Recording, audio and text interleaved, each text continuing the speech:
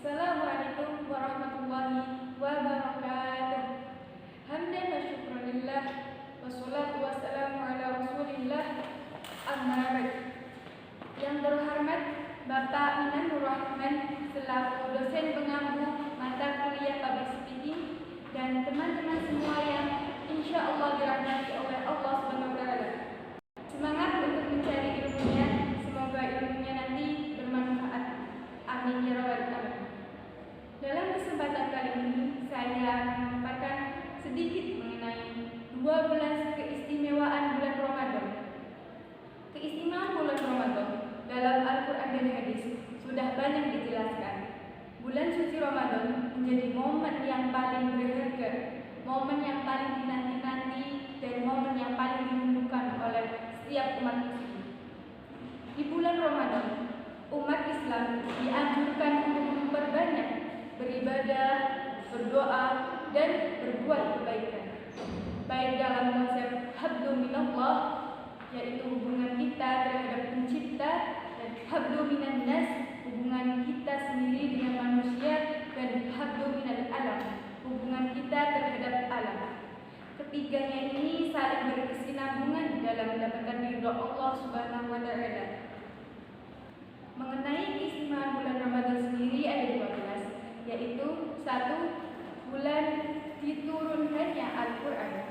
Peristiwa ini menjadi bukti nyata atas kemuliaan dan keutamaan bulan Ramadan, sesuai dengan penggalan surat Al-Baqarah ayat 185 yang bunyinya A'udzu billahi minasyaitonir rajim. Bismillahirrahmanirrahim.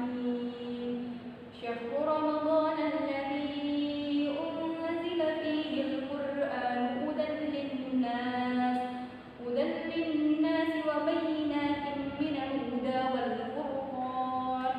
Al-ayat sadaqallah, yang artinya bulan Ramadan adalah bulan yang di dalamnya diturunkan Al-Quran, yaitu sebagai petunjuk bagi manusia dan penjelasan petunjuk tersebut, dan sebagai pembeda antara yang benar dan yang batil.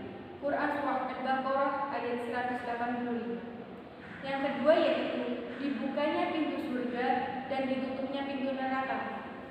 Hal ini tersirat dalam sebuah hadis yang diriwayatkan oleh Tirmizi, yang artinya jika awal Ramadan tiba, maka setan-setan jin itu terbelenggu, pintu-pintu neraka tertutup, tak ada satu pun yang terbuka, sedangkan pintu-pintu surga terbuka, tak ada satu pun yang tertutup. Hadis riwayat Tirmizi. Yang ketiga yaitu Ramadan adalah bulan penuh berkah atau disebut dengan Syahrul Mubarak.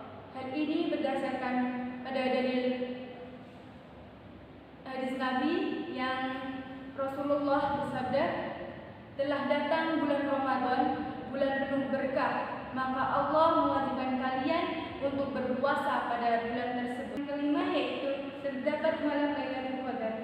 Pada malam inilah, yakni antara 10 hari terakhir di bulan Ramadan, adalah diturunkannya Al-Quranul Karim, yang jelas tersirat pada Quran Surah Al-Qadar ayat 1-5. Lailatul Qadar yaitu salah satu malam pada malam-malam terakhir dan ganjil di bulan Ramadan. Bahkan disebut juga sebagai malam yang lebih baik dari 1000 bulan. Yang keenam yaitu puasa di bulan Ramadan merupakan bagian dari rukun Islam. Ini berdasarkan pada Quran Surah Al-Baqarah ayat 185 ayat selanjutnya, dan bahkan dalam hadis disebutkan oleh Ibnu Umar meriwayatkan bahwa Nabi Muhammad SAW bersabda, Islam dibangun atas 5 rukun, yaitu bersaksi bahwa tiada Tuhan yang berhak disembah melainkan Allah, dan sesungguhnya Muhammad adalah utusannya. Selanjutnya mendirikan sholat, menunaikan zakat, dan berpuasa di bulan Ramadan, dan pergi haji ke Baitullah. Hadis riwayat Bukhari dan Muslim. Yang ketujuh, memberi makan sebanding dengan berpuasa seharian. Sebagaimana Nabi bersabda, barang siapa memberi perbukaan atau makanan dan minuman kepada orang yang berpuasa, maka ia akan mendapat pahala seperti pahala orang yang berpuasa itu, tanpa mengurangi pahala sedikitpun orang yang berpuasa tersebut. Hadis riwayat Ahmad.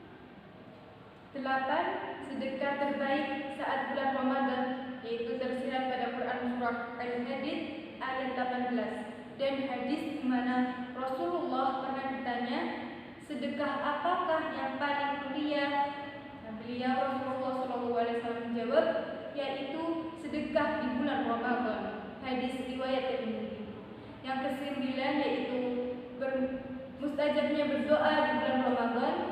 Yang ke-10 yaitu puasa dan mengaji jadi syafaat di akhirat kelak. Yang ke-11 puasa di bulan Ramadan senilai dengan puasa 10 bulan.